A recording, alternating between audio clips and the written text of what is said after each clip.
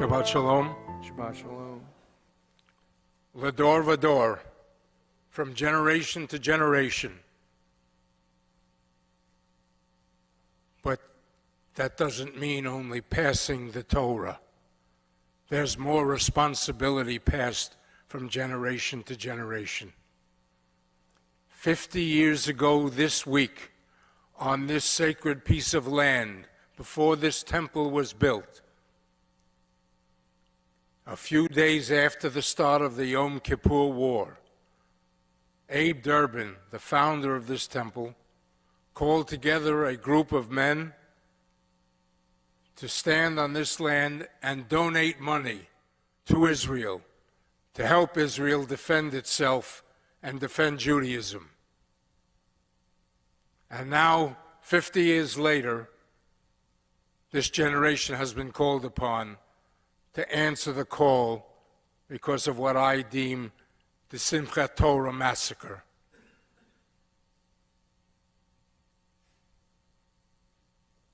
For 50 years I have been fighting my whole career against anti-Semitism, hatred of Israel, and hatred of Jews. But never in that 50 years have I encountered such an enormous outpouring of support for Israel as has happened in the last few days.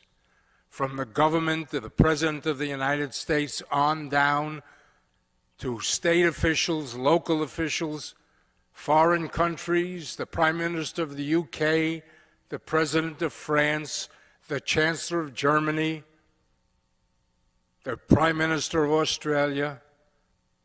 Strong, strong support for Israel. This has never happened before. And what's even more important is local community support from groups that never stood up before for Israel. All religions, races, and creeds. Thank God for that. But we have a responsibility too. Lador Vador, it's time. We have to speak up. Sheil and I have seen the hatred of a certain group of people towards Jews. We were in Israel, in Kiryat Shmona, in the early 80s, sleeping in a motel on the kibbutz grounds. We left, and the next day on television, we saw that motel blown apart and the room we were in totally destroyed. We were in Jerusalem for the first Intifada and saw the hatred of the people in those days who just threw rocks and bottles, not what happened in the last few days. This is the time for us to speak up. Lador Vador, it is now our responsibility.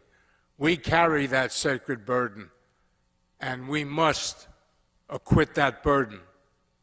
We must help Israel. We must do what we can, because they are fighting not only for Israel, they are fighting for Judaism. They are fighting for Jews all over the world. If we don't speak up, who will? We must help. I want to thank those of you who have already pledged and or donated money. And we're hoping that many more of you will do so the temple can make a strong donation, as Matt indicated, to the Jewish Federation of Broward. All that money goes to the defense of Israel and the defense of Judaism. And I'm going to leave you with two stories. One, there was a German author and philosopher, Thomas Niemöller, the Second World War, who wrote, "First they came for the trade unionists, and I wasn't a trade unionist, so I didn't speak up. Then they came for the gypsies and the communists, and I was neither, so I didn't speak up. Then they came for the Jews. And I wasn't a Jew, so I didn't speak up. Then they came for me. And there was no one left to speak up. And the second story, this generation's story, what we must do now.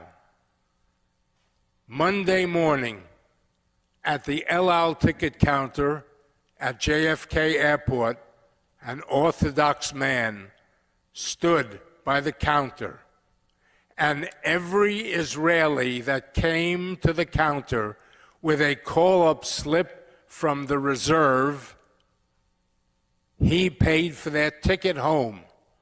250. He paid for them all.